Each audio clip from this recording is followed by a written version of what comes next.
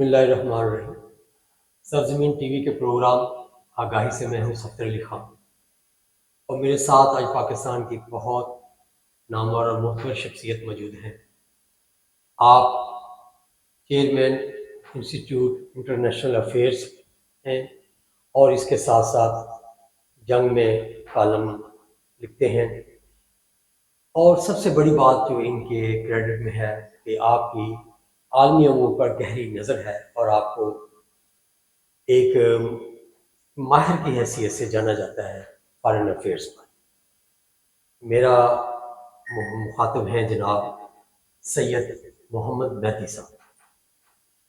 سر، میں آپ سے یہ پوچھنا چاہوں گا کہ حال ہی میں انڈیا نے پاکستان کے ساتھ انتہائی ظالمانہ ایک وار کیا ہے، جس میں اس نے سویلین آبادی اور ہمارے مساجد پر اٹیک کر کے پاکستان کے بچوں کو شہید کیا ہے، اور جس کا جواب پاکستان کے شہیدوں نے اسی وقت اسے دیا ہے، بلکہ ہمارے وزیر اعظم کے مطابق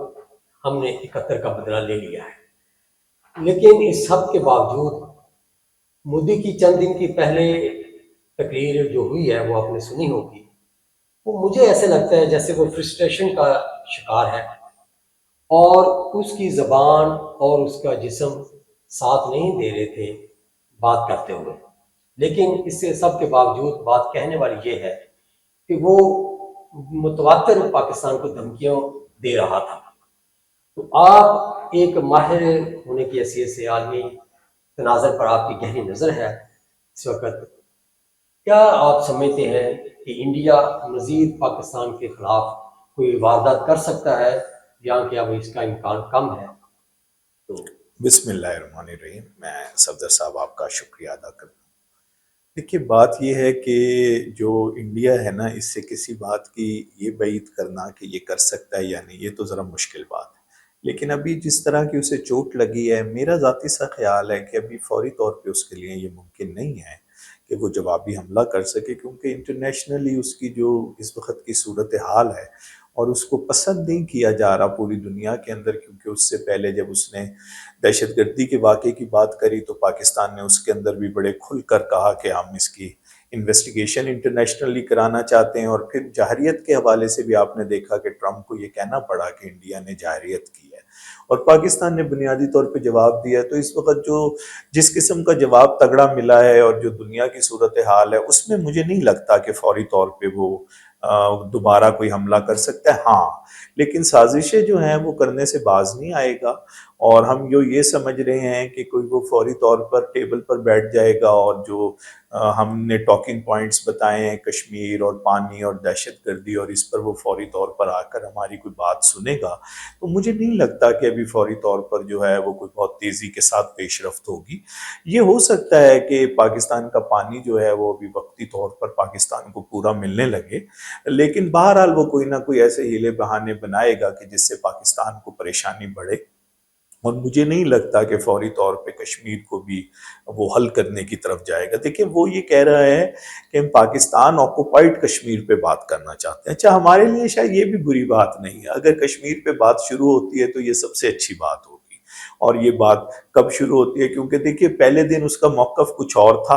اور آہستہ آہستہ جو پرسوں ان کے دفتر خارجہ نے پریس بریفنگ دی ہے تو انہوں نے کہا ہے کہ جی ہم نے تو نہیں کہا کہ ہم کہیں پر بیٹھیں گے یا ہم پانی کے یہ کریں گے، لیکن یہ معاملہ اگر اس طرح انڈیا نے چاہا تو یہ چل نہیں سکے گا، اور پانی کا معاملہ میرے خیال میں سب سے شدید معاملہ ہے، اور اگر اس کو انڈیا نے روکنے کی کوشش کی تو پاکستان شاید پھر اس سٹیج پر پہنچ جائے کہ پاکستان کو اپنا پانی کھلوانے کے لیے کوئی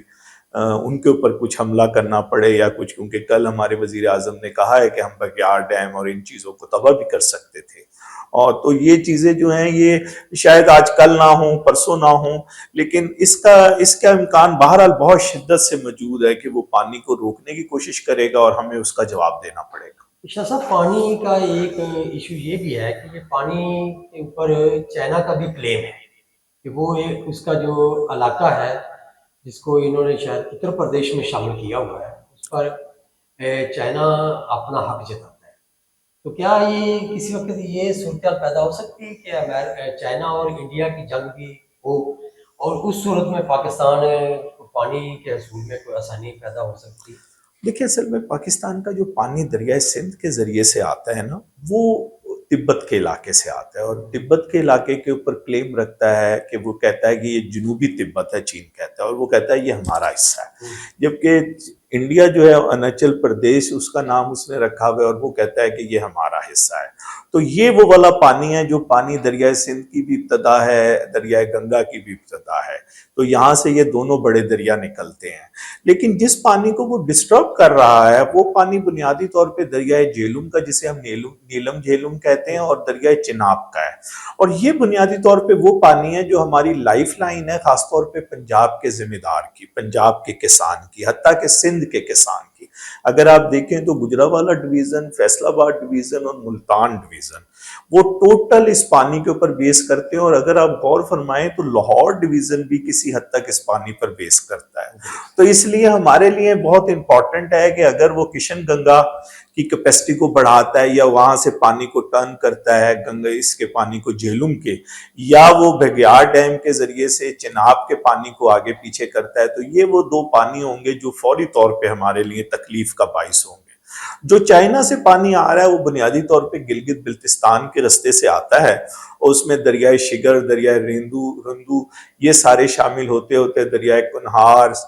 سوات اور کابل، اور پھر یہ پنجنت کے مقام پر جا کر یہ سارے دریا بھی اس میں شامل ہو جاتے ہیں۔ تو یہ دریا جو ہے یہ بنیادی طور پہ کے پی کے کو، اور کے پی کے علاوہ ہماری جو سرگودا کے اوپر کے حصے ہیں، سرگودا ڈویژن کے یا ڈیرہ غازی خان کے جو حصے ہیں، وہ یہ پانی کو استعمال کرتے ہیں دریائے سندھ کے۔ لیکن جو پنجاب، جو بہت فرٹرائل پنجاب ہے، جو بہت زبردست پنجاب ہے، اس کو یہ پانی نہیں ملتا، وہ یہ دوسرا والا، اور اس پانی کو اصل میں وہ ڈسٹرب کر رہا ہے۔ تو یہ پانی ہمارے لیے جو ہے لائف لائن ہے۔ جہاں تک آپ نے بات کری چین کے ساتھ آلریڈی جو ہے وہ وہاں پہ ڈیفائنڈ نہیں ہے سرحد، اس کو جس طرح ہمیں لائن آف کنٹرول کہتے ہیں، اس کو لائن آف ایکچوئل لائن کہا جاتا ہے۔ تو وہ بھی جو ہے وہ 3 ساڑھے 3 سال پہلے آپ کو یاد ہوگا کہ وہاں پر باقاعدہ ہاتھا پائی کے ساتھ لڑائی ہوئی تھی چائنیز فوج کی اور انڈین فوجیوں کی۔ تو انڈیا نے ابھی ریسنٹلی یہ کیا ہے کہ وہاں پر ایک تو سڑک بنائی ہے، اور وہاں پہ کچھ پکی تعمیرات کی تھی جس کو چائنا نے آ کے گرا دیا ہے۔ تو یہ جو پرابلم ہے، یہ پرابلم برٹش انڈیا کے وقت سے پہلے بھی موجود تھی، اور برٹش انڈیا کے دور میں یہ ذرا پرابلم کم ہو گئی، لیکن برٹش انڈیا کے جانے کے بعد سے یہ پرابلم پھر ایک دفعہ بہت زیادہ بڑھ گئی۔ تو یہ پرابلم جو ہے یہ بہت بڑی پرابلم ہے، کیونکہ اس کی وجہ سے جس طرح ہماری سرحد کا تعین نہیں ہے، ہم کہیں لائن آف کنٹرول کہتے ہیں، کہیں ورکنگ باؤنڈری کہتے ہیں، اسی طرح چین کی بھی سرحد کا تعین نہیں ہے، اور چین اس کو مزید ہندوستان کے اندر آ کر اپنا علاقہ کلیم کرتا ہے۔ تو یہ ایک بڑا مشکل ہے، اور آپ کو پتہ ہے 60s میں اس پہ بہت بڑی لڑائی بھی ہو چکی ہے۔ شاہ صاحب، آپ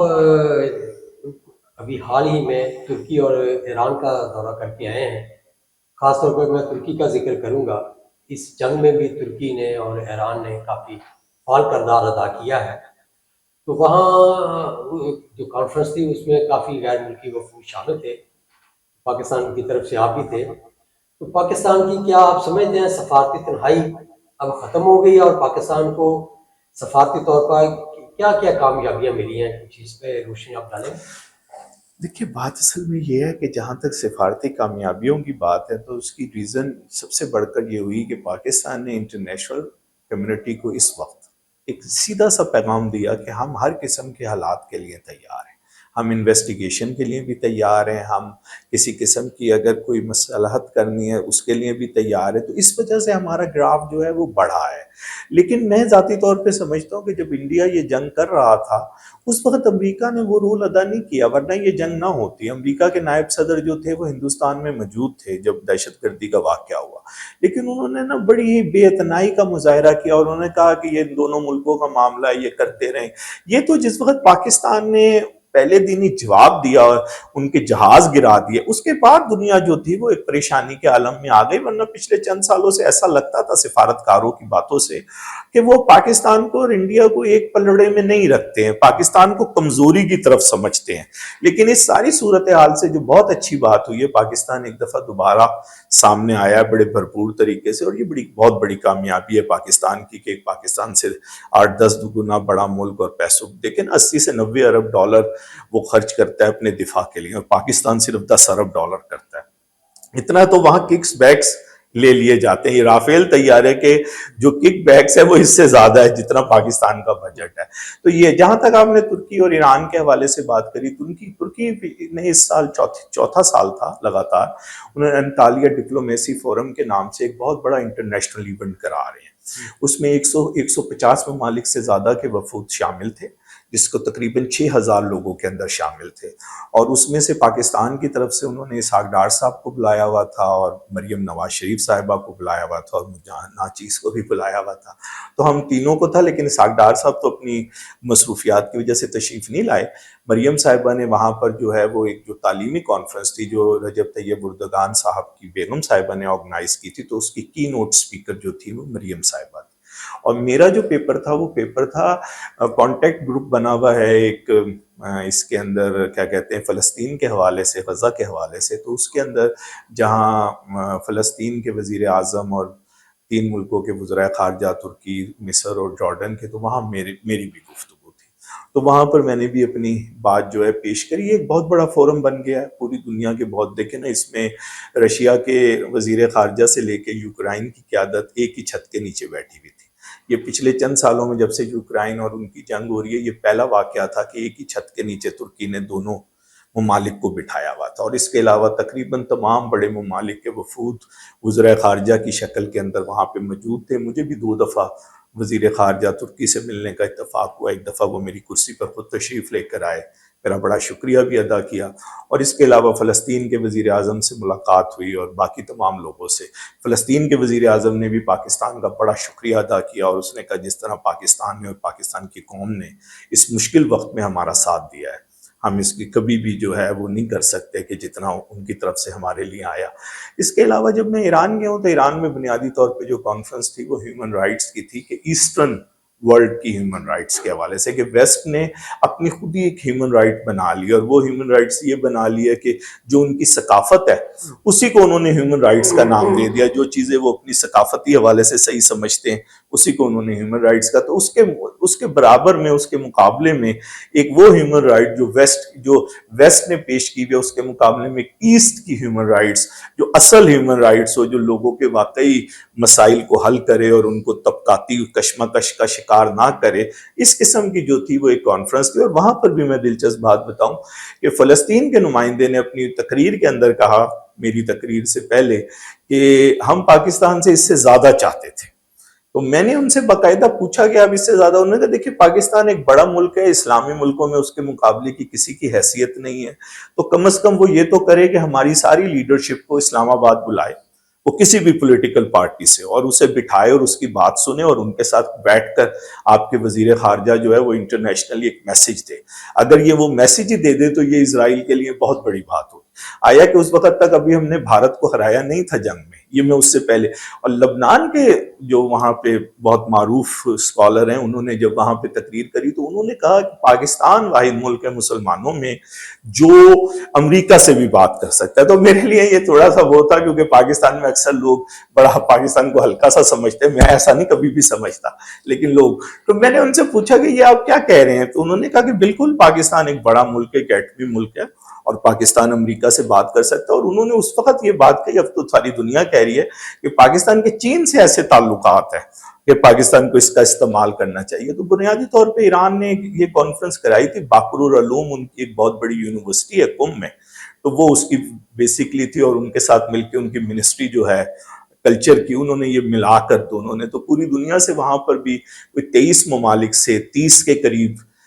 شرکا تشریف لائے ہوئے تھے، جنہوں نے اپنا اپنا پیپر پڑھا. اور بنیادی طور پہ یہ ایک فورم، مستقل ایک فورم بنانے کی طرف جا رہے ہیں کہ جو ایسٹ کی ہیومن رائٹس ہے اس کے حوالے سے یہ ایک باقاعدہ ایک وہ ہوگا. اور انہوں نے ایک باقاعدہ قرارداد بھی پیش کی ہے، اور اس کے اندر بنیادی طور پہ جتنے بھی پسے ہوئے مسلمان ممالک ہیں یا غیر مسلم ممالک ہیں، ان کی ایک آواز کے طور پر، غزہ سے لے کر کشمیر تک کی آواز کے طور پر وہ ایک کانفرنس تھی. شاہ صاحب بہت شکریہ. آپ کی باتیں سننے کو تو دل بہت کر رہا ہے، لیکن وقت کی کمی کی وجہ سے میں اجازت چاہوں گا، اور اس دعا کے ساتھ کہ پاکستان کو جس طرح عالم اسلام دیکھ رہا ہے، پاکستان کی توقعات پر پورا اترے، اور ایک ایٹمی ملک ہونے کی حیثیت سے یہ اقتصادی طور پر بھی مضبوط ہو، اور دنیا کے فیصلوں میں اس کا مقام جو ہے وہ دوبارہ ابھر کر سامنے آئے، اس کے ساتھ ہی اجازت چاہتا ہوں۔